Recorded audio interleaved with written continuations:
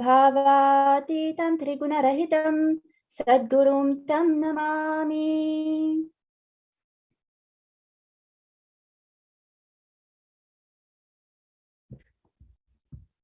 Nityanandam, everybody. On behalf of Kailasa Nation and with blessings of the Supreme Pontiff of Hinduism, Jagat Guru Mahasannidhanam, His Divine Holiness Bhagavan Nityananda Paramashivam, we welcome each and every one of you to this panel discussion. Today, November 20, is World Children's Day, as declared by the United Nations. We have on this panel delegates of Sri Kailasa Nation, Ma Mahakatitananda, Ma Swatantra Priyananda, and myself, Ma Vijaya Priya Nityananda, and our esteemed guest panelist, Miss Emmy Stubing, CEO of the Zebra Child Protection Center, as well as Miss Emily Murray, Miss Brooklyn Mondo, and Miss Kimberly Clark from the Zebra Child Protection Center, as well as Ma Divya Jain, and the Acharyas of the Nityananda Gurukul, Ma Stephanie Tangatan, Ma Tityana Lidvyak, Ma Nitya Lalitambikananda, Ma Debi Shula, Ma Bhakti Vasyananda, Ma Nitya Shraddha Rupananda, and Shri Shanti Das. Welcome each and every one of you.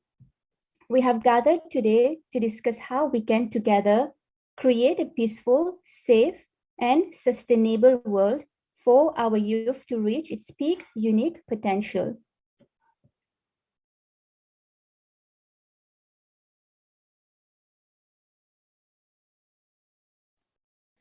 Who is the Supreme Pontiff of Hinduism, Bhagavan Nityananda Paramashivam? The Supreme Pontiff of Hinduism, Jagadguru Mahasannidhanam, His Divine Holiness, Bhagavan Sri Nityananda Paramashivam, was born January 3rd, 1978. The Supreme Pontiff of Hinduism is the reviver of Kailasa, the ancient enlightened Hindu civilizational nation.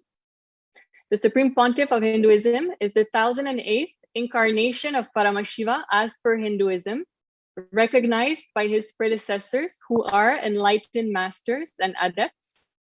The Supreme Pontiff of Hinduism has made the science of power manifestation, yoga, and temple-based universities available for humanity. The Sovereign Order of Kailasa, led by the Supreme Pontiff of Hinduism and Nityananda Order of monks, nuns, and Hindu diaspora, are working for global peace and to give superconscious breakthrough to humanity. The Supreme Pontiff of Hinduism was ordained the 233rd Guru Mahasannidhanam Pontiff of Kanchi Kailasa Sarvanyapitam Tondai Mandaladinam. He is the 203rd Emperor of the Surya Vamsa Surangi Samrajam. He is the present 293rd Jagat Guru Mahasannidhanam Pontiff of Kailasonnata Shyamalapita Sarvanyapitam. The Supreme Pontiff of Hinduism is also the present Mahamandaleshwar, the supreme spiritual head of the Nirvani Akada, which is the largest apex monastic order. He is ordained the 1008th Acharya Mahamandaleshwar, the head for all spiritual leaders of Atal Akada, the ancient apex body of Hinduism. He is the present 23rd Guru Mahasannidhanam of Dharma Mukti Swargapuramadinam, and the Supreme Pontiff of Hinduism is the incumbent Emperor of Surya Vamsa Surangi Samrajam Kingdom. And he was elected as the Supreme Pontiff of Hinduism in 2015 by a congregation over 1,000 Hindu leaders, pontiffs, and spiritual leader of the 2 billion Hindu diaspora worldwide. And for the past 27 years of his public life, the Supreme Pontiff of Hinduism has sincerely worked to provide an enlightened ecosystem for communities all around the world. He has inspired over 30 million Hindus to revive the non-violent-based enlightened ecosystem. The Supreme Pontiff of Hinduism has launched the Minutes for Peace meditation in 2003, and since then, over 4.3 billion minutes in meditation have been recorded. The Supreme Pontiff of Hinduism has also launched the No Hungry Home Project, and 1 billion free meals have been served globally since then. The Supreme Pontiff of Hinduism has opened his monasteries as a sanctuary for thousands of families during COVID, providing multi-layer quarantine facilities with all amenities provided free of cost. The nations also published Kailasa's report on COVID-19 and multilateralism. The Supreme Pontiff of Hinduism has delivered 10,000 hours of free discourses, which have gained more than 1 billion views. He has authored 1,000 books and 10,000 articles published since 2008 in 3 languages and translated in 50 languages.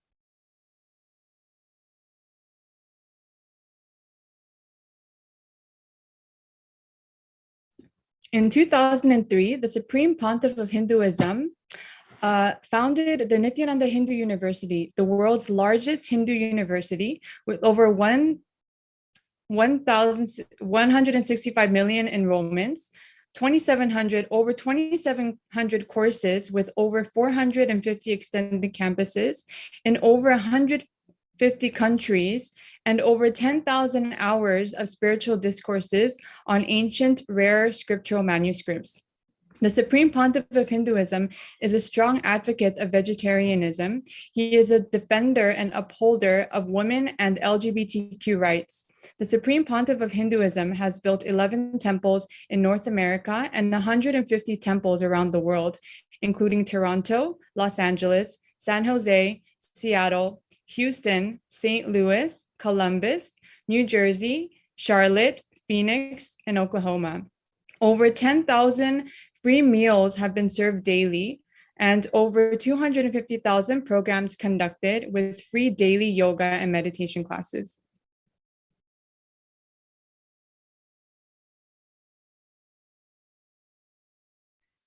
We are gathered here today on the occasion of World Children's Day, which was previously known as Universal Children's Day as defined by the United Nations in 1954. November 20th is also an important day in history because in 1959, the United Nations General Assembly adopted the Declaration of the Rights of the Child. It is also on this day, November 20th, in 1989, that the Convention on the Rights of the Child was adopted by the UN General Assembly. On this day, nations all over the world, including Kailasa Nation, promote international togetherness, awareness among children worldwide, and improvement of children's welfare. And that is why today we have gathered from various parts of the world, from the United States, from Canada, France, and Switzerland, to discuss how together we can create a peaceful, safe, and sustainable future. And so when we think about this, how to create a safe and supportive environment in which each child can flourish and reach the peak of his or her potential, we realize that this goal can only be achieved through the collaboration of various actors who are involved, whether directly or indirectly, in raising and taking care of our youth. So this means that mothers and fathers, teachers, nurses and doctors, government leaders and civil society activists, religious and community elders, corporate moguls, and media professionals, as well as, of course, young people and children, should come together to share how together we can manifest this reality and make it relevant for each community, society, and nation. And as per the ancient sacred scriptures of Hinduism, the Veda Agamas, the power of creating the reality as we want is a science. It is the science of power manifestation, the science of manifesting Shaktis. We will share a beautiful Shastra Pramana from Vijnana Bhairava Tantra, Sutra 113, Tarana 87. Fix your gaze without perceiving, immediately experience oneness and express powers. Sampradayamimam Devi Shrinu Samyak Vadamyaham kevalyam jayate satyo netrayoho staptamatrayoho. O Devi, listen to this sacred tradition. I shall reveal it to you vividly, completely. Just keep your eyes completely wide open. Do not see or perceive anything. By simply keeping it fixed with a steady gaze on the reality within. By this, the state of aloneness, the oneness that expresses as extraordinary powers and experiences will occur immediately.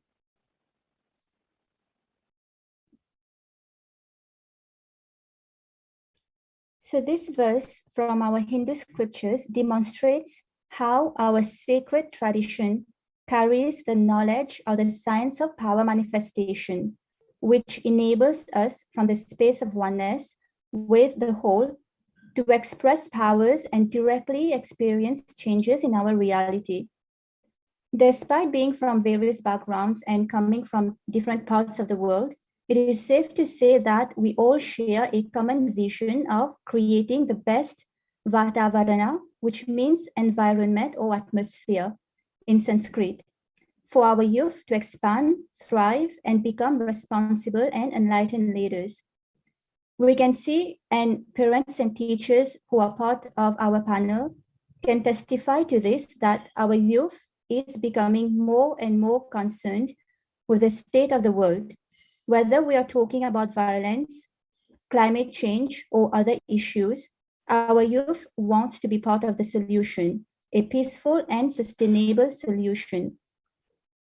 This can happen through the science of power manifestation, as revealed by the sacred Hindu scriptures, the Vedas and Agamas, and revived and shared with the whole world by the Supreme Pontiff of Hinduism, Bhagavan Nityananda Paramashivam.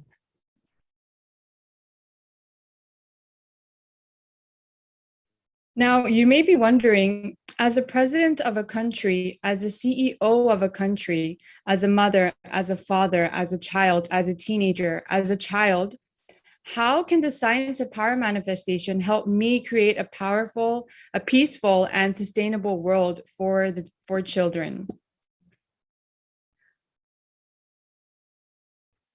So the question will be addressed now during the live discussion we will be having, but let's first take a moment to understand the reality that our youth is experiencing in the modern days. It is important to understand the issues to be able to deliver the right solutions and sustainable solutions.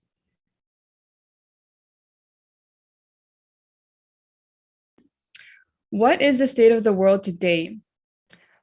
Infanticide, which is the act of deliberately causing the death of a very young child under 1 year old. The Asian Center for Human Rights, AACHR, released a report on the 11th of July, 2016, Female Infanticide Worldwide, which states that female infanticide for son preference due to a variety of reasons is a worldwide phenomenon, with 1.5 female fetuses being aborted every year. Next, we have malnutrition deaths. According to the World Bank, 69 million children worldwide suffer from malnutrition. According to the UNICEF, nearly half of all deaths in children under the age of 5 can be attributed to undernutrition, resulting in about 3 million children deaths a year, which mostly occur in low and middle income countries. In terms of exploitation of children on the streets, in 2003, UNICEF estimated that there were at least 100 million street children, often called hidden children, in the world. A study conducted by Save the Children in 2013-2014 on street children in 4 cities, with a sample size of 4,224 children, found that 90.6% of the children surveyed reported that they faced risks on the street in the form of threat to limb or life, police harassment, parental abuse, and sexual abuse. Recent studies across countries show that in all parts of the world, most street children have experienced intra-family violence, and come from fragile families located in poor income neighborhoods.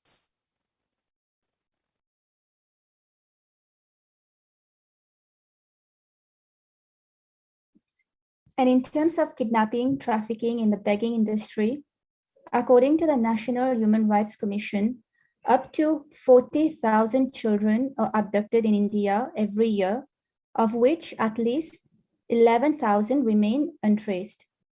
At least 300,000 children across India are drugged, beaten, and forced to beg every day in what has become a multi-million rupee industry controlled by human trafficking cartels.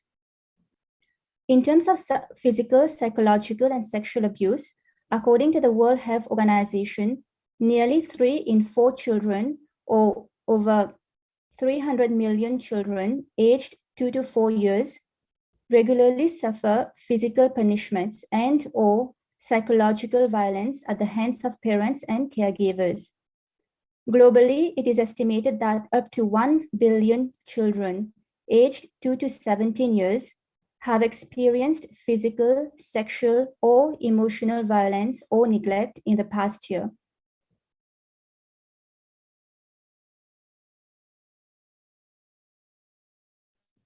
Next, lack of access to education or substandard education. According to the UNESCO Institute of Statistics, about 258 million children and youth were out of school for the year ending in 2018. The total includes 59 million children of primary school age, 62 million of lower secondary school age, and 138 million of upper secondary age. 53% of them are girls. By UNICEF. And next is mental disorders, depression, suicide. In the US, according to a report released Friday by the Centers for Disease Control and Prevention, the rate of suicide among those aged 10 to 24 increased nearly 60% between 2007 and 2018. The rise occurred in most states, with 42 experiencing significant increases.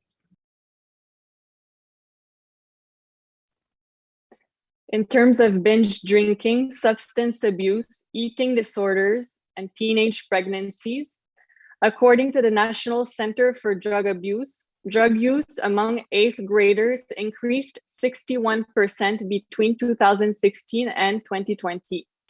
By the 12th grade, 62% of teenagers have abused alcohol, and 1.19 million 12 to 17-year-olds report binge drinking in the last month. 50% of teenagers have misused a drug at least once. 43% of college students use illicit drugs. 86% of teenagers know someone who smokes, drinks, or uses drugs during the school day.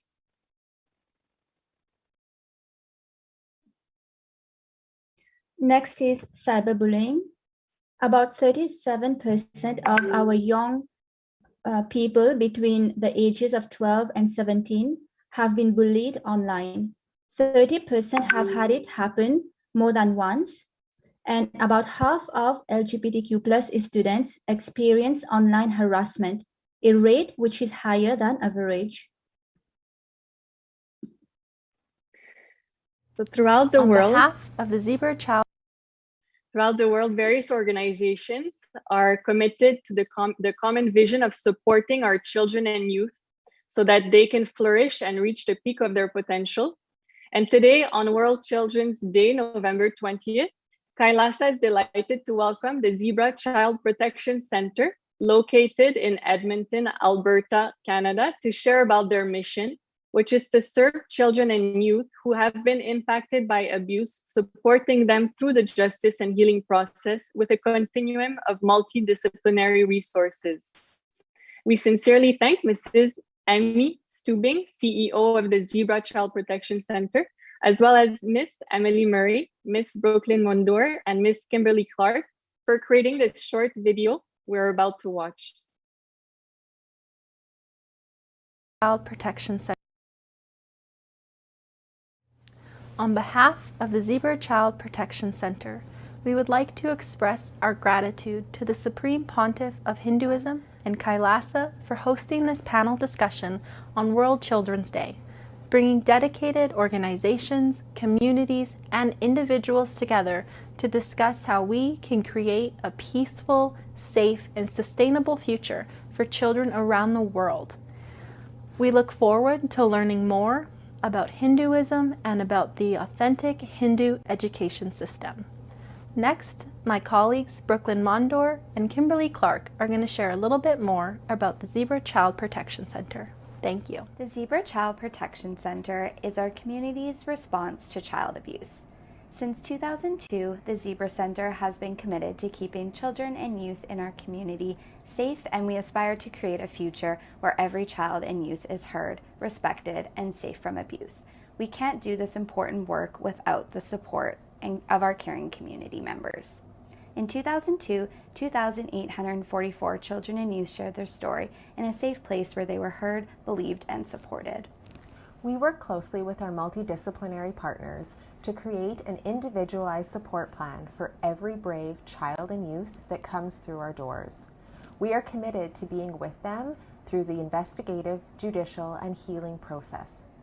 Before the Zebra Center existed, a child or youth who had experienced abuse would be interviewed at police headquarters. Each time, telling their story becomes more and more difficult. Now, there is the Zebra Center, which is a place that welcomes children, youth, and their families who have experienced abuse from the moment they step off their elevator with a child advocate, alongside every step of the way to provide support and resources. Giving children and youth a voice builds resiliency. We see it every day. Children who have experienced abuse begin to heal, and their strength shows so often through laughter echoing through the hallways, their courage as they tell their story, and even the jokes or stories they tell us while they play or color. You may wonder why we are called the Zebra Child Protection Center.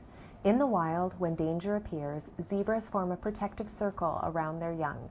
The Zebra Child Protection Center works the same way, bringing together a community of professionals to provide a continuum of support through the entire disclosure, investigative, judicial, and healing processes with customized care for each child, youth, and their family. We all have a role to play in building safer and stronger communities. It is our legal and ethical duty to report child abuse, which means being able to recognize signs of abuse and to speak up for children who haven't yet found their voice. Our community comes together to raise awareness and donations for our center, which is crucial to helping us share our message and is crucial to the support we can provide to children, youth, and their families. Working together truly does make a difference.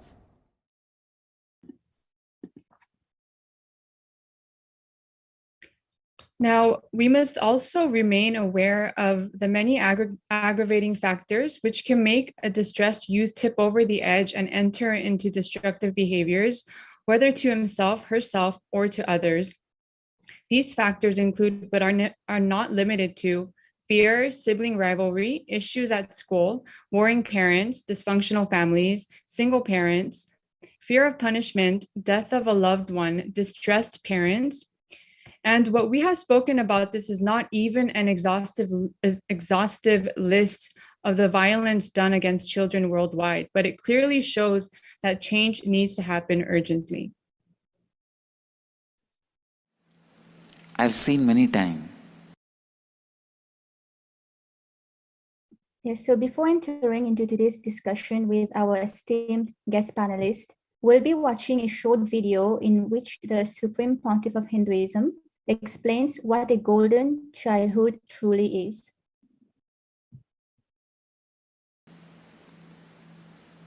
When my Gurukul kids take the elder kids take the responsibility of younger kids, immediately the amount of maturity, responsibility happens in them.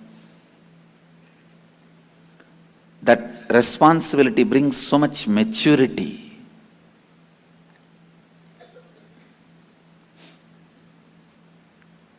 I tell you, the joyful childhood is matured childhood. You are matured, but you are in the body of a kid. That's the best life. Listen. Many people write the history of golden childhood, glimpses of a golden childhood or golden childhood. No childhood is golden because they were immature when they were in the child body. When they are mature, they are already in the adult body. I lived a most matured life in a childhood body. I tell you, I have a real golden childhood.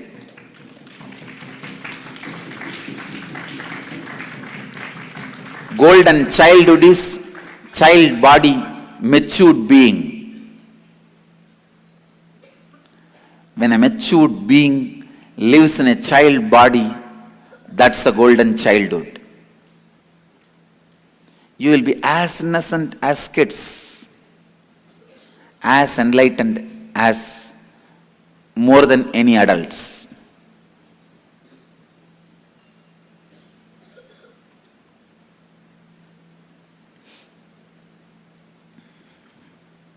Matured being in a child body is a golden childhood. All other idea of golden childhood, look back, actually when you were a child, how were you? You were frightened about your student, your teacher, you were frightened about your hostel warden, you were frightened about your classmates, you were frightened about the bullying by other colleagues, other friends or students. Then how can you call that as a golden childhood? And you are pulled and pushed, dragged by the small desires like a candy, a toy.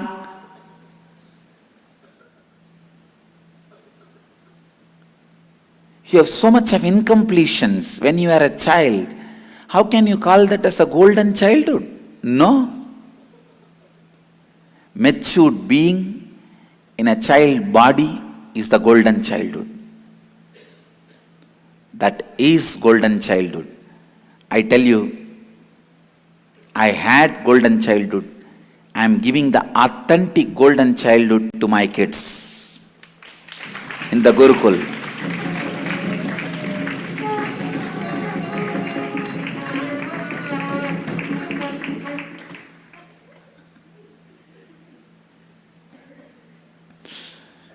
जब आपका मूल विचार अचेत रूप से जन्म लेता है, आपका पूरा जीवन अचेत रूप में ही बीत जाएगा। केवल जब आप अपनी मूल विचार से पूर्णत्व लाएंगे, आप द्विजा कहला सकते हैं, क्योंकि तभी आपका सचेत जन्म होता है। दूसरों को समझना और उन्हें लाभान्वित करना ही आध्यात्मिक सक्रियता है।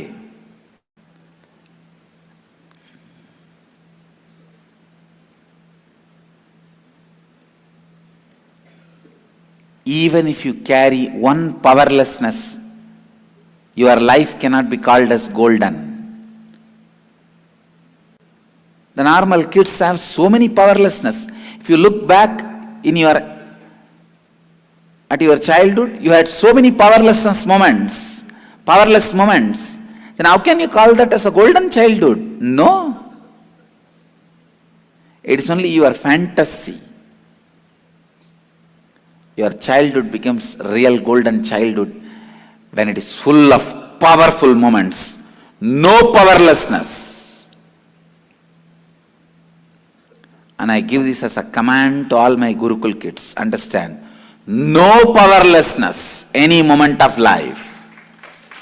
Okay? No powerlessness.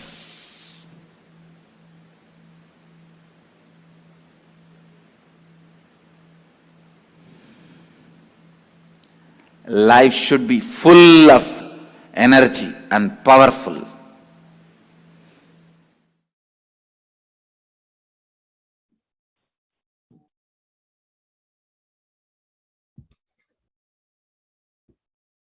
Such a beautiful video. So the beauty of the Vedic education system and its science of power manifestation, which is being revived on a grand scale by the Supreme Pontiff of Hinduism, is that it is rooted in one of the fundamental principles of Hinduism, Ahimsa paramo dharmaha. Non-violence is the highest virtue. Our ancient rishis are very clear. Education and knowledge should always be for peace. That is why before any Gurukul class starts, the Shanti Mantra, the peace declaration, is chanted. From this context of peace, power manifestation is used by the initiated children, the balasants, and also by the adults to create a peaceful, safe, and sustainable future for children. We now wish to give an experience to our viewers by playing a short video in which the Supreme Pontiff of Hinduism, Bhagavan Nityananda Paramashivam, will be guiding all of us into reciting the Shanti Mantra. We invite everyone to chant along.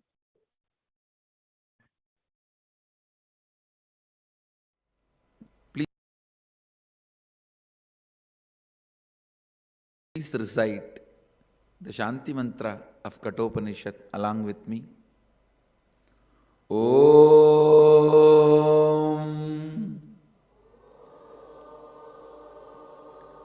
Sahana Bhavatu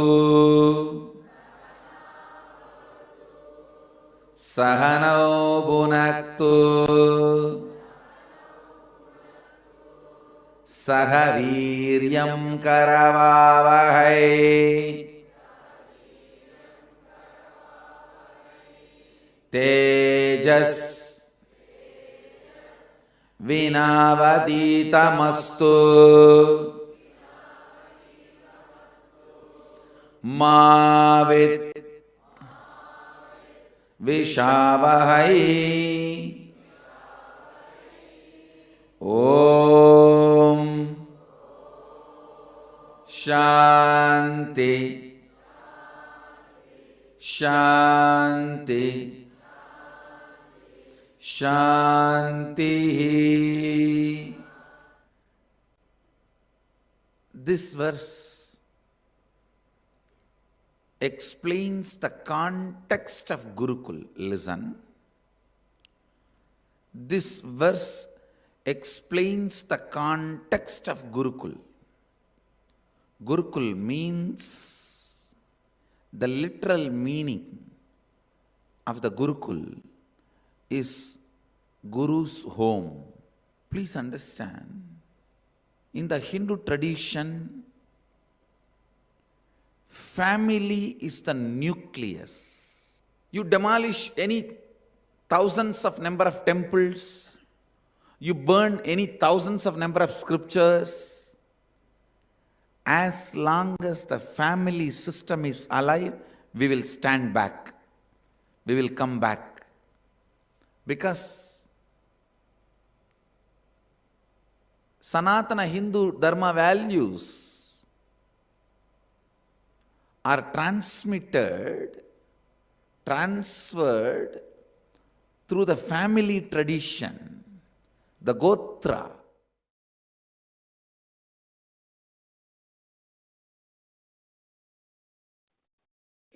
Now that we all had this amazing opportunity and blessing to recite the Shanti Mantra along with the Supreme Pontiff of Hinduism, we are going to enter into this very exciting portion of the program, which is the panel discussion. And again, today we have many esteemed guests with us, and we will be basically sharing about how together we can create a peaceful, safe, and sustainable future. And our first guest panelist is going to be Shanti Dash. And the Supreme Pontiff defines education as, education means constantly breaking your impossibilities, making all the best possibilities manifest. So from this context, as beautifully explained by the Supreme Pontiff of Hinduism, the ancient Vedic education system is designed to awaken higher consciousness in each child, thereby leading him or her to manifest his or her highest possibility. Sri Shanti Swarup Dash, as the father of 2 children and as a Nityananda Igurukul Acharya, teacher.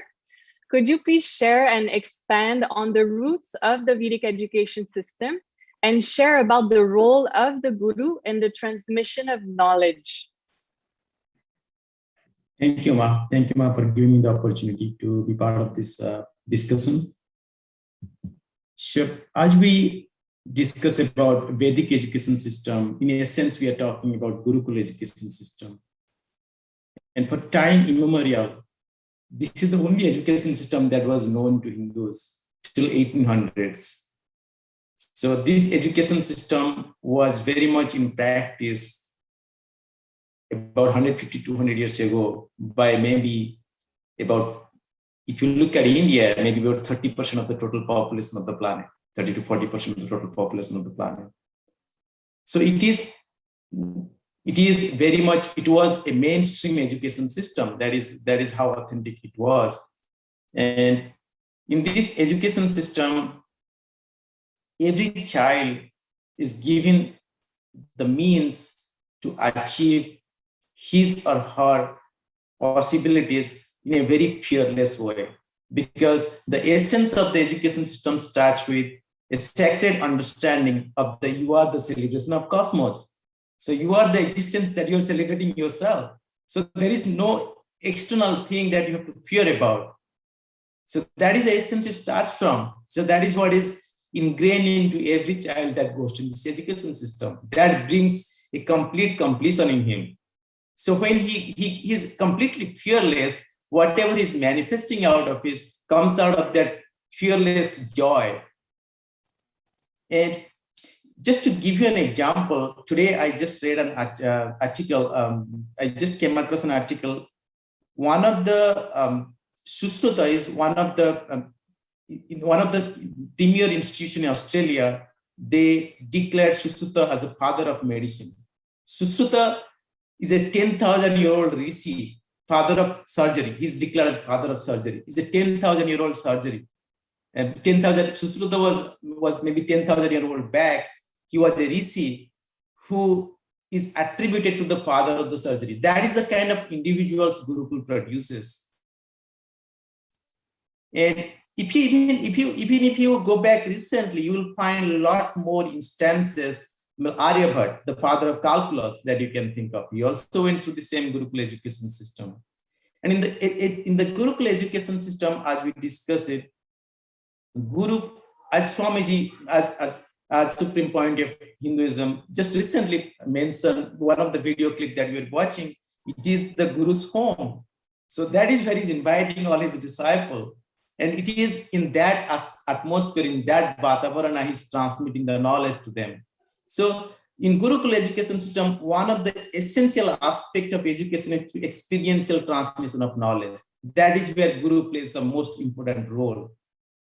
Because he is not necessarily just transmitting the knowledge, how the things are done in a very mechanical way, but he's transmitting his own experience, his holistic experience around it, in terms of not just the knowledge, what it does to you in your cognition, in your inner space, the entire thing gets transmitted to you. So at that point, the knowledge itself is as good as walking, as good as a child is walking on the street.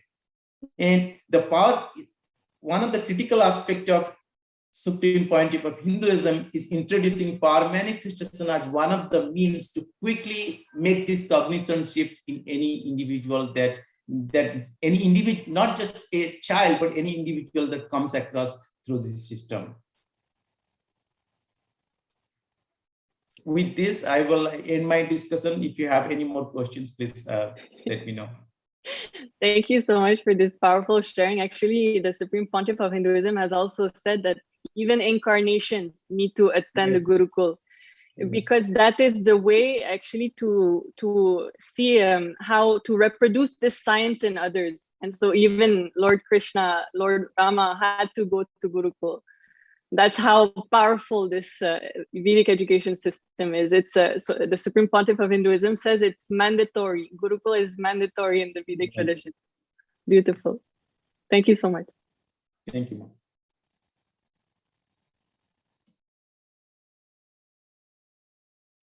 So the next question is, To Ma Stephanie, the power of creating a conscious will to manifest the reality as we want is a science of Hinduism. Nityananda Ma Stephanie.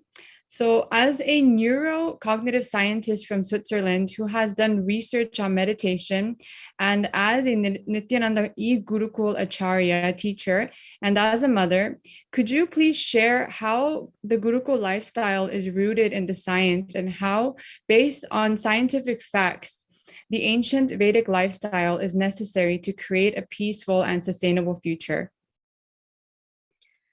Yes, sure, Ma, Nityananda, everyone. So let's have a look at it, what happens in the Gurukul in the first place.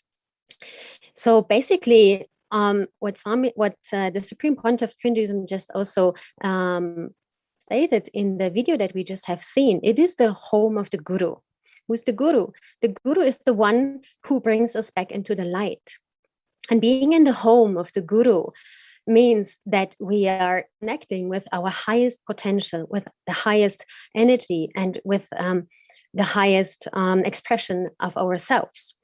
So for the Gurukul by itself, and in the context of sciences, it means when we look at the different practices that we have in the Gurukul, for example, yoga, meditation, puja, lots and lots of powerful cognitions. Of course, the power manifestation, which was mentioned already, which is an essential part of the Gurukul, and being initiated and guided and supported by an enlightened being. This is something that is very, very crucial and important at this time. And it is it's the only way for us to survive on this planet, to connect with the divine and to express this here on planet Earth. So when we look at it, what happens in the Gurukul and what it means scientifically, of course, the whole Vedic science is the oldest science on this planet. And the nowadays science is just grasping and starting to understand what this science that has been on this planet for thousands and thousands of years is capable of. So let's look at the different aspects. I mean, there is a lot of research in the yoga and meditation field out there. When you just look at the common scientific platforms like PubMed, if you search for articles, you find immediately just with the word meditation, over 8,000 articles. You find over 6,000 articles about yoga research. There is a lot out there already. And so we know already, and science have shown many times and times again that meditation and yoga is good for us. And of course, also good for our kids. So, but what comes on top of that in the Gurukul, it is the connection to the Guru.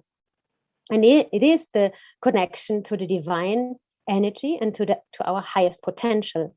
So as Shanti does just mentioned, and we have heard before, to create whatever we want is our highest potential.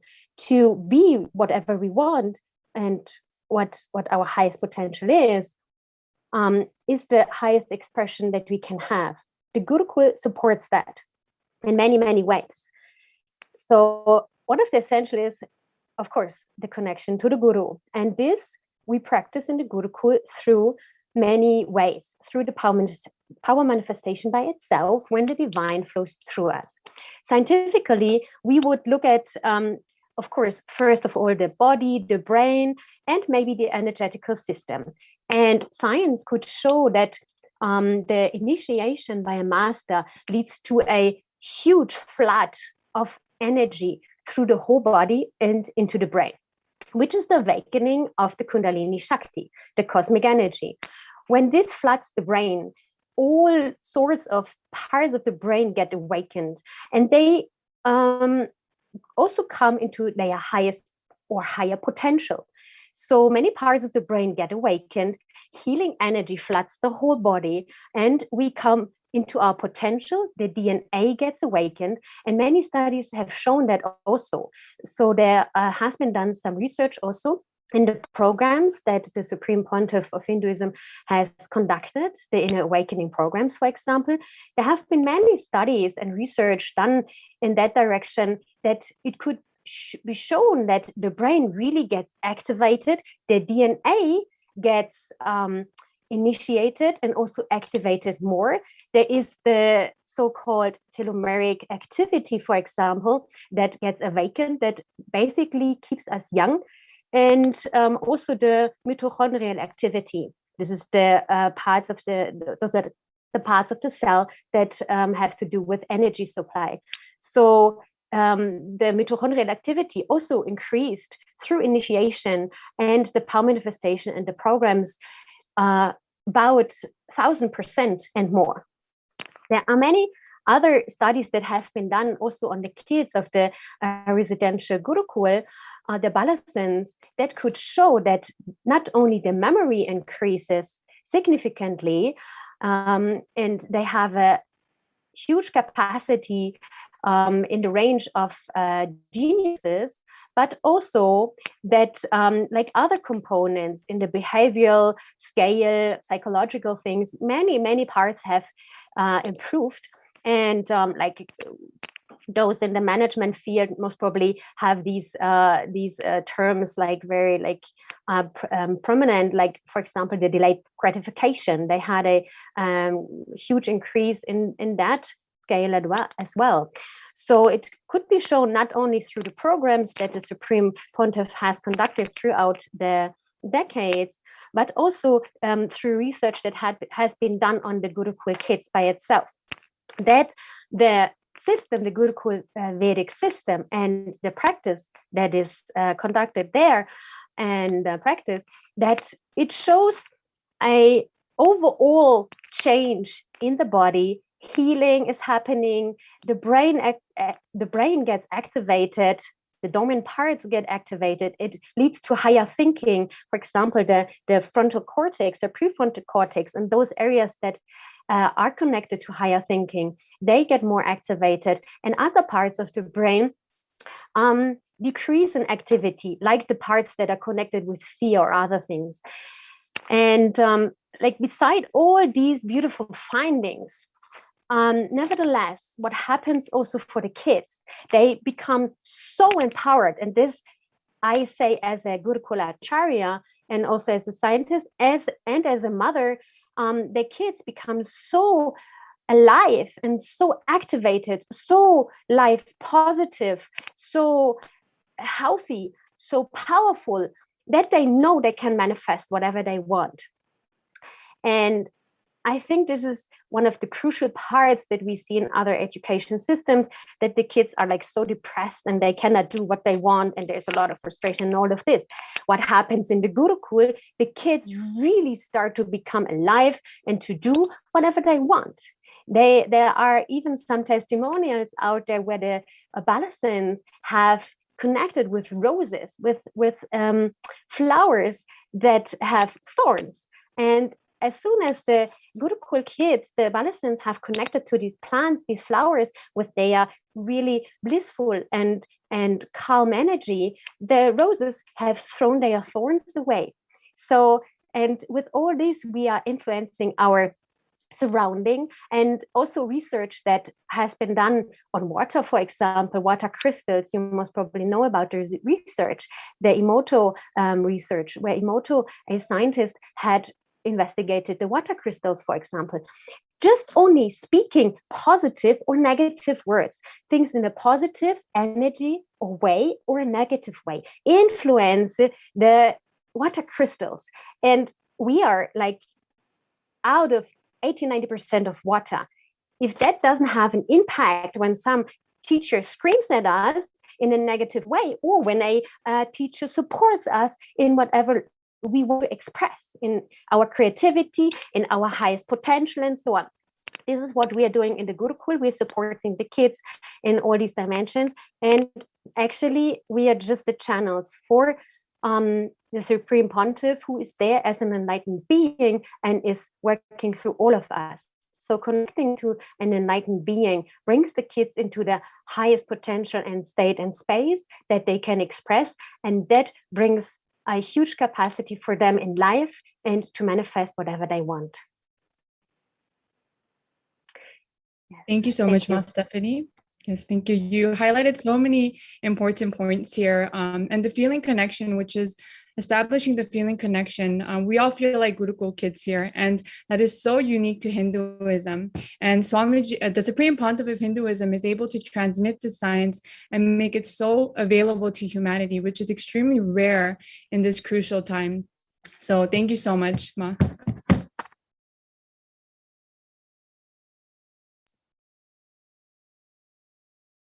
Yes. Our next question is for Ma Nithyananda Ma. As a primary school teacher from Calgary, Alberta in Canada, as the Nithyananda Gurukul Acharya, and as a mother, you have had many opportunities to witness and experiment with various education methods, and you're able to directly witness its impacts on children on a daily basis. What is, in your opinion, the importance of specialization of the Gurukul education system as opposed to generalization, and how does it impact children and the world? Nithyanandam, thank you. So I'm going to continue a little bit of what Ma Stephanie spoke about when regarding specialization versus the generalization within the education system. So if we think first of all about what the Supreme Pontiff of Hinduism says, he says that it is the primary goal in the first year of every child in Gurukul is to know your Swadharma. It's to know what your purpose is, understand your uniqueness, understand how you fit with the whole, understand your flow. So once a child knows that, it's like unleashing or just allowing their potential to flow. So whatever genius is within them can express. And it's a matter of simply giving initial initiations and allowing the child to specialize in their uniqueness and sharing that with the world. Whereas if we look at something that's more generalized, a child may enter the school system not necessarily having an idea of who they are, having different ideas, and then entering a system where if it's more of an Macaulay type education system where we have like more of a product and based goal, like you need to do this, you need to do this, you need to do this. They don't necessarily have an understanding of who they are. And then that energy is blocked. The Supreme Pontiff of Hinduism relates that to being like a dam. Suddenly that energy is cut off. And so, they don't necessarily experience or express that vibrant energy, that creativity. And then what I witness as a mother is as they're going through the education system, they don't have that understanding of who they are. Suddenly they're in high school or going into university and they don't know. They don't know what to do. They don't know what's next. They don't know to turn in. They don't know that they have, that power within them, that power of manifesting. And like Swamiji says, you can update the download if you want to, manifest or create or specialize in something else. You always have that power. So I think that's why we see the depression rates, the suicide, all of that happening is because kids don't start off at the very beginning knowing who they are and knowing what their purpose is and their uniqueness and being allowed to express that. So, giving kids that opportunity just allows for kids to be in oneness with themselves. So there's no fighting within themselves. So naturally they'll be in oneness with the world around them and spread that.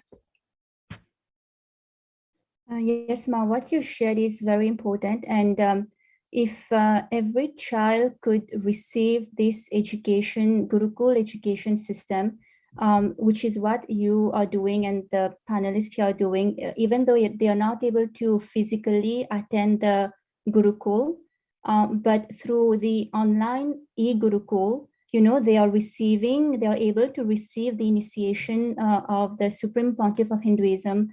And they are able to be empowered into, so even though, they may be attending the normal education system, but at the same time, they are being empowered with the initiation and the Vedic education and, the powerful cognition. So what you guys are doing, running the e-Gurukul is really, really important. And, we thank you all, so much for running the e-Gurukul.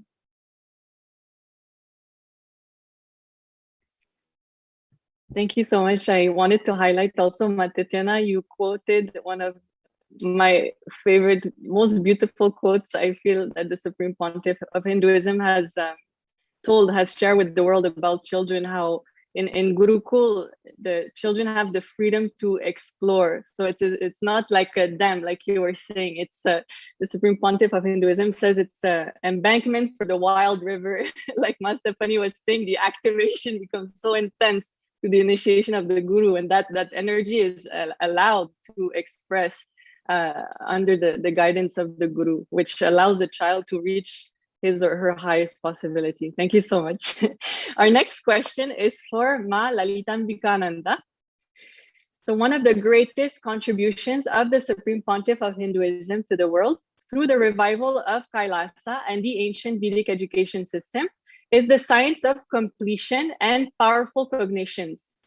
So Ma Nitya Lalitambikananda, as a devotee of the Supreme Pontiff of Hinduism for the past 5 years from Toronto, Canada, as a volunteer in daycares and community center summer youth camps with diverse communities, with children ages ranging from 4 to 18, and as an Nityananda e-Gurukul Acharya, you have directly witnessed the powerfulness expressed by children who are initiated by the Supreme Pontiff of Hinduism.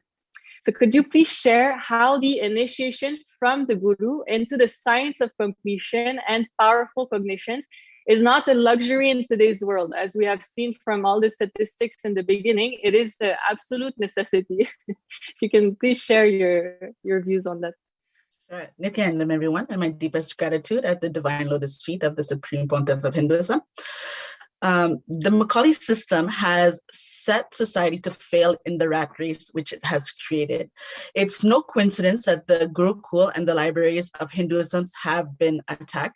The time-tested and practical solution to this is the Guru's initiation into the science of completion and powerful cognitions, which is protecting the child from collapsing, fulfilling them with powerfulness from within, thereby them not feeling the need to engage in the destructive behaviors that we've heard about today. That has actually been normalized. And cognizing that this may be happening in the world, not part of my world. And from there, creating the reality that one wants internally to externally, creating peaceful and safe, sustainable future for our youths. And one of the quotes that I want to share from the Supreme Pontiff of Hinduism is the Gurukul. There's no education, there's only initiation. Initiation means empowering you with powers and letting you play with it and letting you manifest your specialization and letting you grow and glow. There's only one thing, Shakti Nipada, that's all. Constantly, you are empowered and asked to explore. The science of completion, providing everyone involved with the right tools to maintain the right Vatavana for our youth to thrive. Therefore, creating a peaceful and sustainable future for our youths.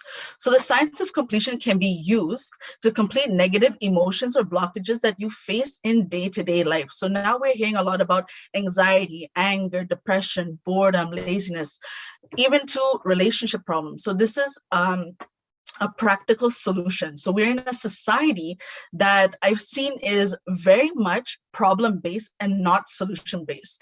And here with the Gurukul, we're seeing the complete opposite, being solution-based. And this is from the Vedic time-tested solutions for everyday problems. And this is very much practical for the blissful life. Taking a life positive approach to everyday issues from the initiations from the Guru, not cognizing depression, social anxieties. We're seeing self-medicated also, substance abuse. This is not a part of the child's life who has been initiated by the Guru. There's no time spent on problems, but only solution-based. What is going to take me to my highest potential? The source and resource is the same. And having the ability to have a pure questioning, it's really amazing to see these children who are growing in, may not be growing in the Gurukul physically, but even online, how powerfully they're able to take this to their day-to-day life, and watching them grow so powerfully just by the simple concept of completion, just by the initiation from the Guru. And the initiation from the Guru is the key to have a powerful and blissful life. And this is not a luxury, but an absolute necessity to reach your highest potential. And seeing the kids being able to grasp this, that this is essential for me, being able to navigate through today's society with the powerful cognition of what is good for me, what is going to take me to my highest potential, and what are things that are very much around me that are happening in this society, but not going to have any impact in our life.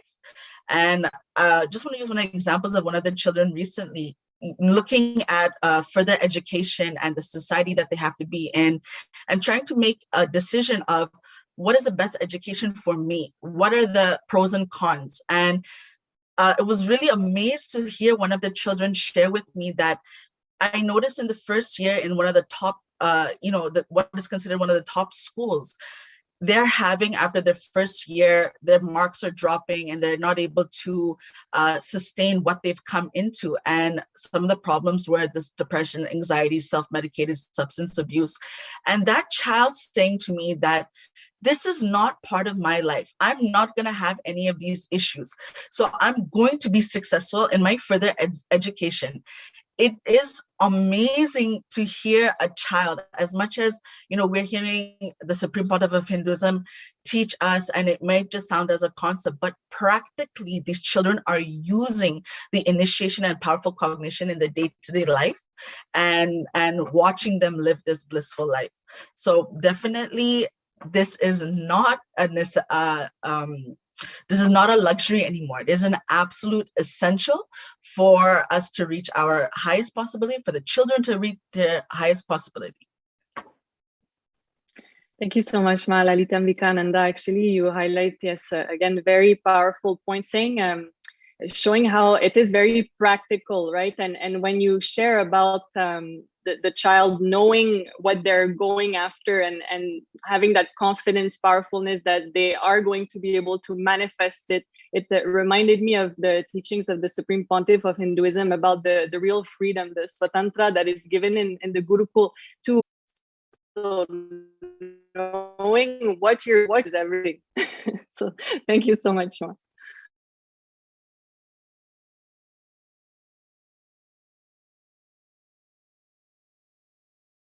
So the next question for Ma Bhakti Vasya.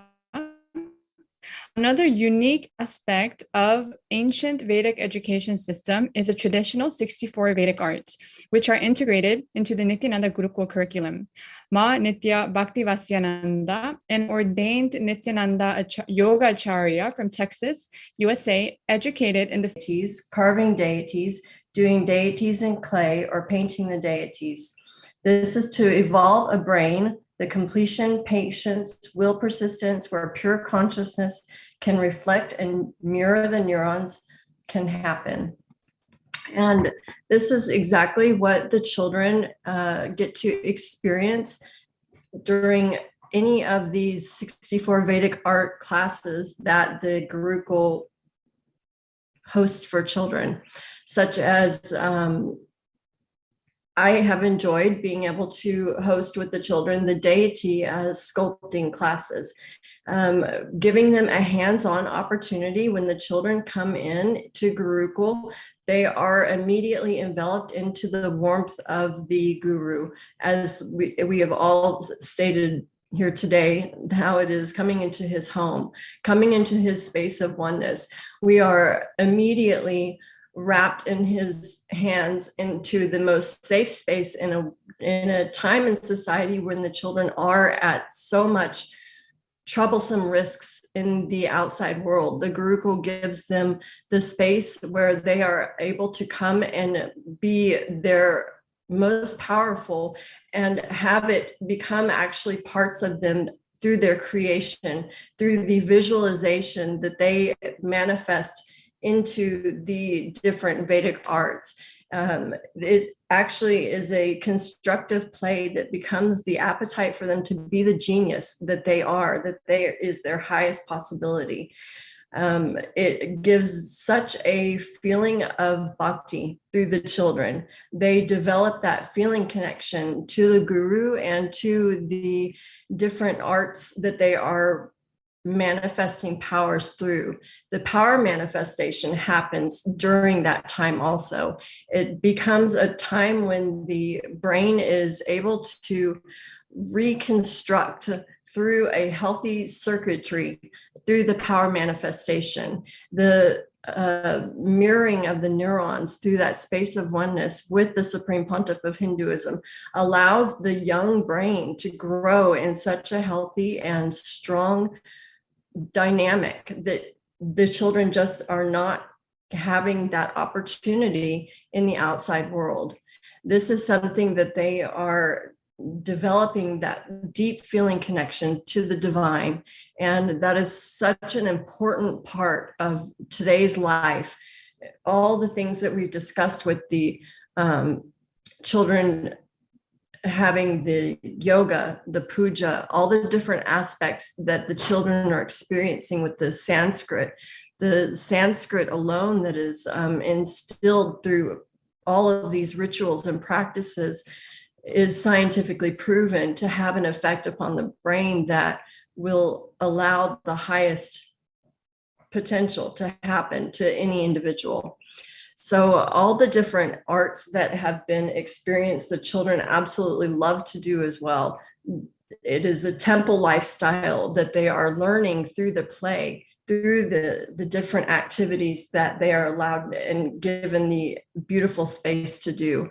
So it's just the perfect setup, Vartavana, the atmosphere for them to have that right circuitry for the power manifestation in life, which is practicing and living the life of enlightenment.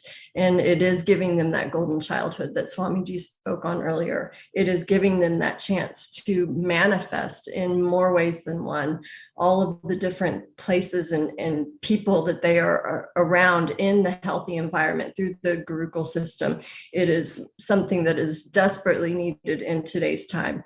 And I see this as the only way for children to really fully reach their highest potential in ancient times and today's times. This is just as current as it was then as it is now. And having the guru is the most important for any individual. But for a child to experience this as a child in a child body, it is truly the most beautiful gift that we can give our children. Thank you. Thank you so much, Ma Bhaktivatya. And we all have, many of us have actually experienced being around the Gurukul children, the powerfulness and the high maturity and the confidence that they just radiate.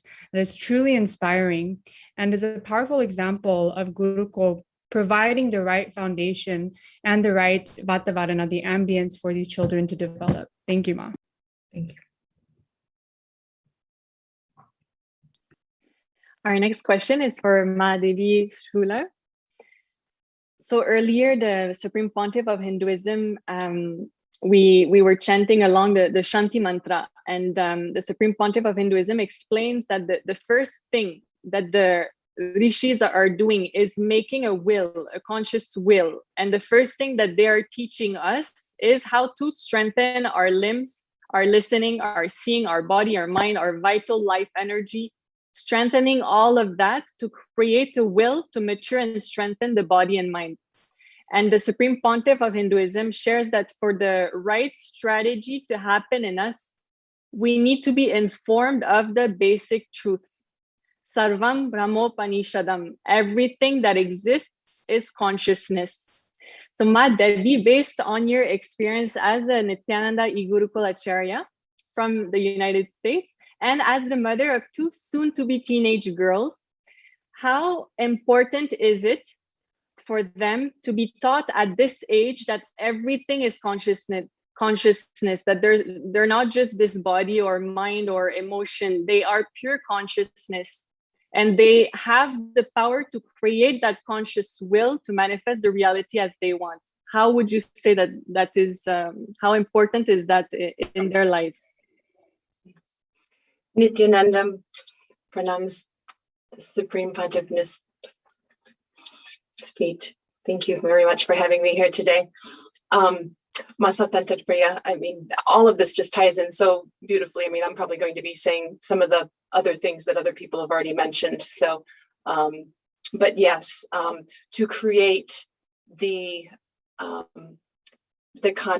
to develop the consciousness, you know, so that we have that will, developing that strength, you know, the strength of the body, the strength of the mind, the strength of the spirit, the will, all together, so that you understand, so that these children actually understand that they, I'm going to say, are in control, that they're in that powerful space, basically, that they understand that they can create whatever they want, right?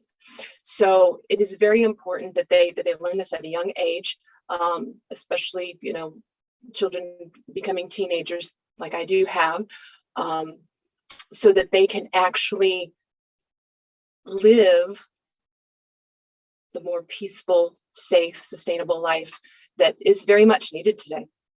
Very much. I mean, the children are bombarded with, you know, the anger, the depression, you know, the states of being the victim, bullying, I mean, the whole gamut, right? So it is very important that they actually learn how to increase their consciousness, work on the will, so that they can actually manifest, have these powerful cognitions, so that they can manifest the powers. And actually, because once you start doing that as a child, then, like Malali Tambika said, you know, it doesn't exist in her world. It doesn't exist in some of those kids' worlds. Once they start to like see how manifesting these powers and being in that powerful state transcends them, it makes them rise above all of those other lower energy level issues on a day-to-day basis. So it's very important. You know, we do that through the puja, the yoga, you know, or, you know, anything else to strengthen the body, to strengthen the mind, you know, reading the Vedic scriptures, the chanting, you know, the list goes on and on. I mean, the Vedic Arts even, you know, being creative, you know, because that's a dimension of it as well, correct? So the whole Gurukul system that the Supreme Pontiff of Hinduism has provided for society, and not just him, there are other ones as well, correct? But the whole Gurukul system is just such a beautiful, beautiful Vatavadana. I mean, I sit in on some of these classes with some of these, in the cultural classes specifically, with some of these children, and their space is just so, it's beautiful. It's just so beautiful to like sit there, because they don't think that there's anything that they can't do. So they just create, and you know, I mean, they're natural leaders. You know, I ask, you know, do you want to chant the Guru Vandanam? Do you want to chant the Purna mantra? And I mean, everybody's raising their hand. They all want to unmute, and I mean, it's just beautiful. So thank you so much, Man. I wanted to highlight a beautiful point here. You're saying that often, you know, children, teenagers are stuck, not just them, adults as well, stuck in this victim mentality, right? But when we have that right knowledge, the Supreme Pontiff of Hinduism says right knowledge is liberation. When we have that right knowledge that everything is pure consciousness, then it actually makes us become so responsible. I am responsible for everything that happens within me, everything that happens around me, and I can create the reality as I want it. So true, so true, so true. Yes, they take it and they just run. Yeah, I just want to add one more point. I have two boys, one is 17, one is 12. So the one thing that when you think that you are a consciousness, I don't know, Gurukul, what Swamiji's power manifestation, firsthand I have, as part of the Gurukul teacher, Acharya, I have noticed is what it does is it makes it easier for a child going through that process to block the inherited desire. So you do not inherit somebody else's desire. It becomes in the e-Gurukul Bhatavarana, it becomes very easy to communicate with them in that language, in the language of consciousness. So once they get a click of a power manifestation mark, then it kind of things start shifting in a very different way. They do not really inherit others' desire. They truly recognize, in a sense, they truly recognize who they are. So that competition things goes away in them, and then puts themselves in their own control. And that is what essentially power manifestation does in a very small time window. It says it's a nuclear force. Literally, it is that. It is a nuclear force, and it immediately brings out that cognition shift. Because once somebody experiences that, means I can only talk for myself, I cannot talk for someone else. You can literally see that happening within you. You can literally see that happening I have seen it happening with my young child when I was doing Thank you so much. Thank you. And our next question is for Ma Shraddha Rupa, Nityananda Ma. So when we look at the state of the world today and what children around the world are going through, as how we've seen in the previous slides, we understand that we need to find a sustainable solution that will eliminate the issues at the roots. So in this context, the Supreme Pontiff of Hinduism is reviving the science of enlightened pregnancy. So Ma Shraddha Rupa, as a certified psychologist, a former Montessori educator who worked with children ranging from the age of 3 to 6 years, and as the House of Representative of the Nityananda Sangha in France, as Gurukul Acharya and soon-to-be mother, could you share about the importance of the work of the Supreme Pontiff of Hinduism is doing in this regard, not just for Hindus, but also for the whole humanity? Nityanandam, everyone. First of all, I want to thank you for inviting me to this panel. I am very excited. Thank you so much to all the panelists. It was very, very inspiring. So first of all, I'm going to talk and share my experience about enlightened pregnancy. I am 6 months pregnant now. And the first thing I want to share is that for some women, it can be difficult to become pregnant. And it was my case. I had some psychological obstacles for a few years. And because of the Supreme Pontiff of Hinduism teachings, powerful cognitions, and all the initiations I received, I was able to become pregnant successfully. So this is the first thing, giving the powerful cognition to the women that they can be easily pregnant, that it is natural. This is the first thing I wanted to share with you. Second thing is how much all the enrichings, all the teachings, all the initiation the Supreme Pontiff of Hinduism is sharing with all of us is empowering the body of the woman to be able to hold the space of the pregnancy. Most of the women are having some difficulties, physiological difficulties at first during the pregnancy. And because of this beautiful science of detoxifying the body with, for example, the Panchakriyas, the Nirahara Samyama, the taking Aritaki, taking all the Ayurvedic herbs, is strengthening the body. So today, after 6 months of pregnancy, I had 0 negative effects, 0 nausea, 0 vomiting, 0 back pain, 0 stretch mark, 0. Because of this science, such powerful science, which is preparing the body to clean itself and to be more powerful to handle the pregnancy. So this is something very important. And Swamiji, the Supreme Pontiff of Hinduism, is really reviving the Ayurvedic science to strengthen the body.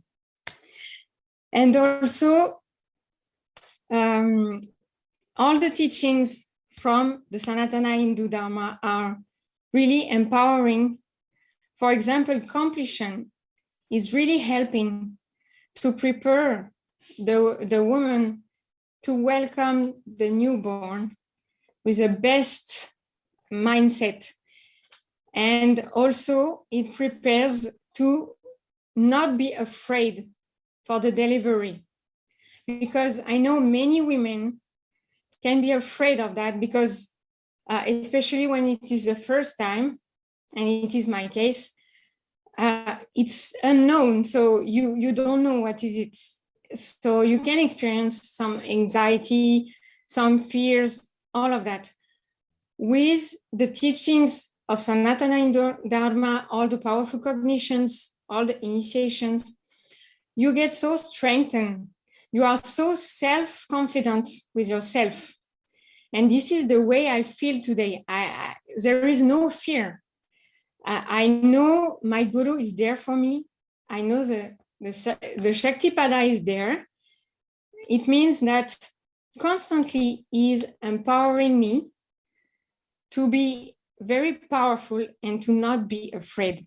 And I think many, many women need that because there is so much fear around the pregnancy, because many disorders can happen to the baby or to the woman, even during the delivery. Many things can happen. So it is creating an atmosphere of fear and anxiety, and it is affecting all the muscle memory of the baby in the womb. So the baby will carry, from the beginning of his life, he will carry these engrams, these negative engrams. And all the science of enlightened pregnancy, Swamiji is reviving, the Supreme Pontiff of Hinduism is reviving, is really helping for the baby to have the best Vatavarana, the best ambience from the beginning itself. And when we have the best Vatavarana from the beginning, after we are so complete that we will be so powerful and we will just manifest our lives.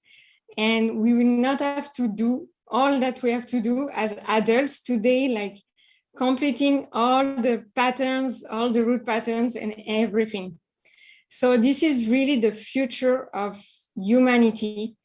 All the humanity need that science of enlightened pregnancy to be able to welcome enlightened beings, also to be able to handle like very high consciousness level of beings on this planet Earth. And we really need this kind of being to raise all the humanity, all the level of the consciousness of the whole humanity.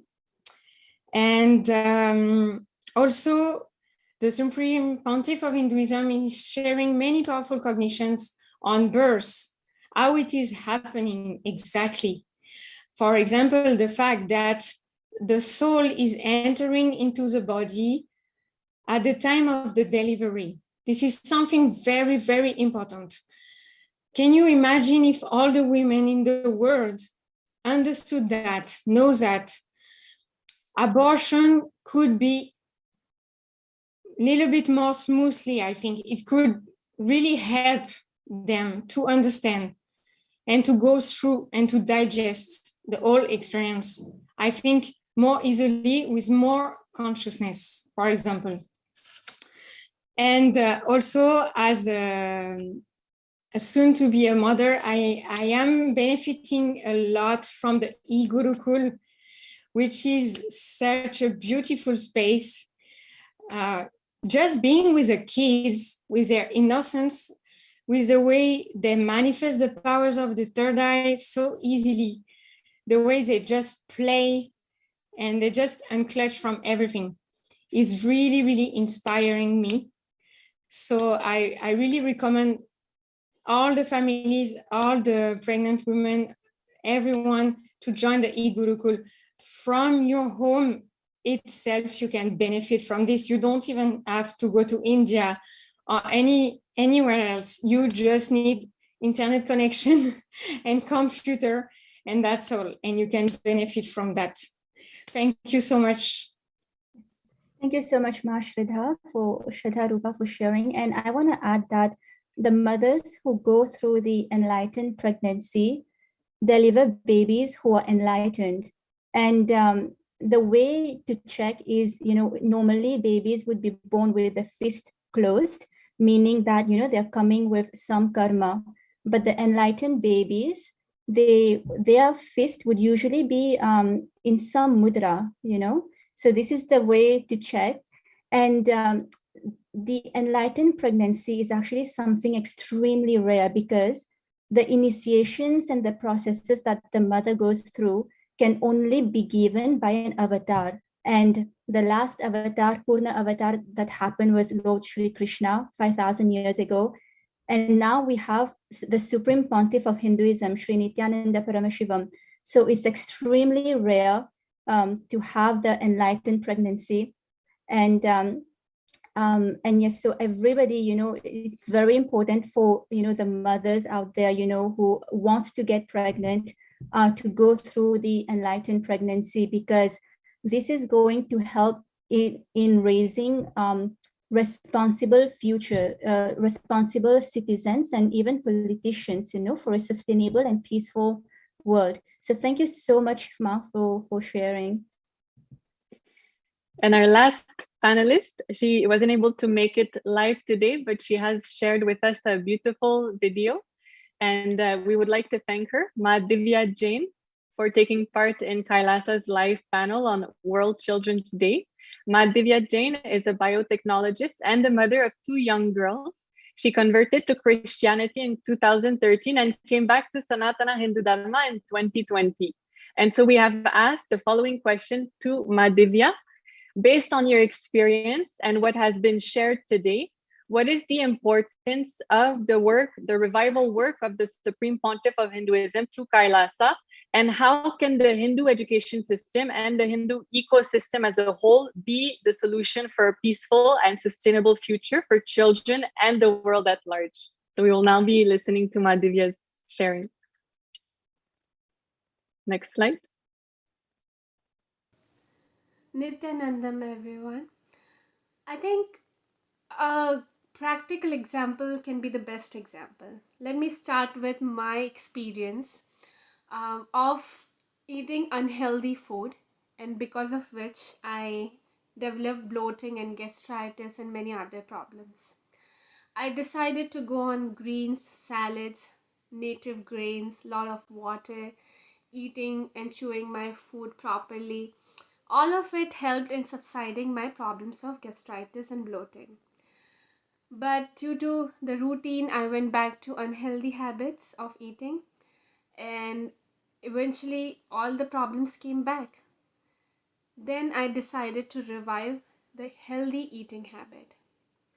So the combination of knowledge and direct experience is the most powerful thing. Similarly, as the healthy food is needed for body, for soul and mind, we need knowledge. Knowledge is the most powerful food for soul and mind. The healthy education of Gurukul needs to be revived, as it teaches moral ethics and practical implementation. The knowledge is directly taken out from Shastras, and that is what is being taught at Gurukuls. The Shastras as Ved, Upaved, Upanishad, Aranyakas, Brahmanas, etc. So if this knowledge is being taught, that becomes most practical and most efficient solution to create great human being by inculcating the good knowledge for the mind, body and soul and that creates a great society and a great asset to humanity. Now, if we see that right now in today's age, there are so many problems with the society, right? Rapes, murders, infidelity, porn viewership, stealing, lying, deceit, what not is going on. What is the solution to all of this? The Macaulay education, it is not based out of Shastra, it's not based on Shastra education, and that is what it lacks. It lacks the truth, it lacks that cosmic truth, the cosmic principle, and that is why it is failing. It is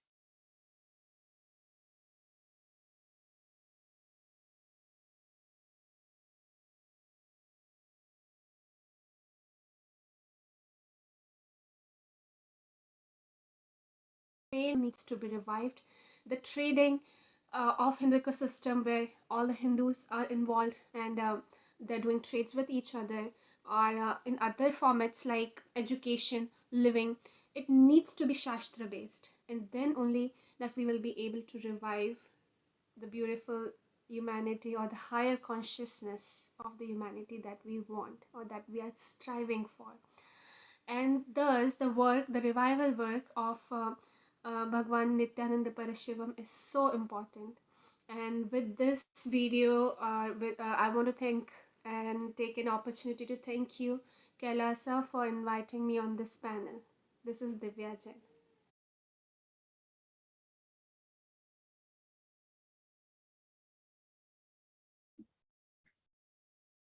Yes, thank you. Through Kailasa, the Supreme Pontiff of Hinduism is not only creating one safe home or one safe school, but he's reviving an entire ecosystem, the Hindu ecosystem and its main pillars. And one of them is the Hindu education system, the Gurukul, which is based on the age-old Shastras, the Vedas and the Agamas. As we have discussed today, the Supreme Pontiff of Hinduism is also reviving the Vedic science of power manifestation to awaken the superconsciousness in each and every one of us so that we can reclaim our conscious sovereignty and create the reality as we want. With the Vedic science of power manifestation under the guidance of the Supreme Pontiff of Hinduism, creating a peaceful, safe, and sustainable future for children around the world is possible. Through his revival work, the Supreme Pontiff of Hinduism, Bhagavan Nityananda Paramashivam, is giving children around the world a real golden childhood, where the child is mature but is still in a child's body. On behalf of Kailasa Nation, we sincerely thank the Zebra Child Protection Center, our esteemed guest, and each and every one of you for your online presence today on World Children's Day on November 20. Stay tuned for future Kailasa's live panel discussions, and we look forward to seeing you then. Om Purnamada Purnamidam Purnat Purnamudashyate Purnasya Purnamadaya Purnameva Vashishyate. Om Shanti Shanti Shanti Hari Om Tat Sat. Bhagavan Shri Nityananda Paramashivam Padukar Namastu. Om Nityanandam.